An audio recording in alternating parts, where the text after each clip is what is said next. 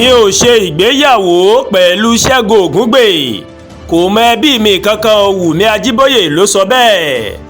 Gbajúgbajà òṣèré tíátà ní ọmọ Wummi Ajiboye ó mọ̀ ti sọ̀rọ̀ síta o lórí àjọṣepọ̀ tó wà láàrin òun àti akẹgbẹ́ rẹ̀ tó náà jẹ́ ìlúmọ̀ọ́ká òṣèré tíátà ìyẹn Segun Ogungbe.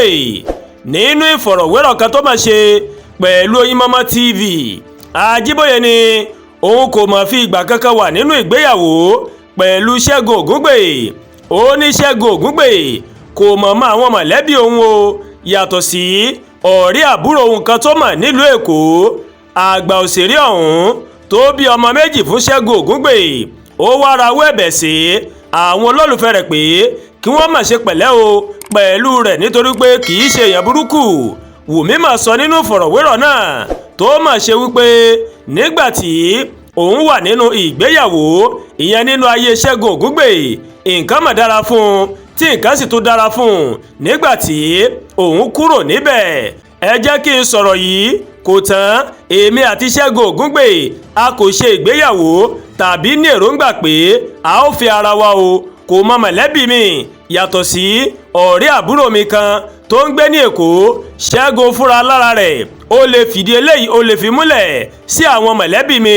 Mo bẹ̀ yí pé kẹ́ ẹ ṣe pẹ̀lẹ́ pẹ̀lú mi kì í ṣe èèyàn burúkú o. n kò sì bà ayé Segun Ogungbe jẹ́. Nígbà tí mo wà nínú ayé rẹ̀ nǹkan lọ dáadáa fún un. Nígbà tí mo kúrò kò yí padà, nǹkan sì ń lọ dáadáa fún o. Ẹ jọ̀wọ́ ẹ jẹ́ kí n gbádùn ayé mi. Mo gbàdúrà pé ilé yín ò ní bàjẹ́.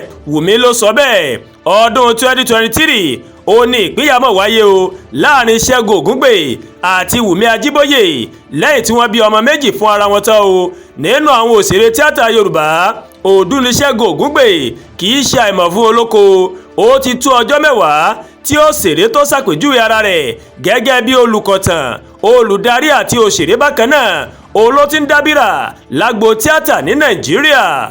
Púpọ̀ àwọn olólùfẹ́ rẹ̀ ó ní kò mọ̀ pé òṣèré yìí rèé ó jẹ́ ọmọ Abẹ́òkúta lápá kan o, ó sì tún jẹ́ ọmọ ìpínlẹ̀ Ọ̀ṣun àti Èkó lápá mìíràn. Kí Ọlọ́run ọba Elédùmarè kó má da ìgbéyàwó èmi àti yín rú o. Àdúrà gba Olúwatóyìn ló ń kàròyìn sí létí o láti kàn ní Eyayoruba World TV.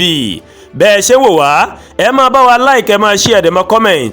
Ẹ má tún gbàgbé láti bá wa subscribe sórí YouTube channel wa, kẹ́ wá bá wa tẹ notification bell lẹ́ máa máa wo ètò wa lọ́kọ̀ọ́jọ̀kan tó bá ti gorí ìkànnì yìí.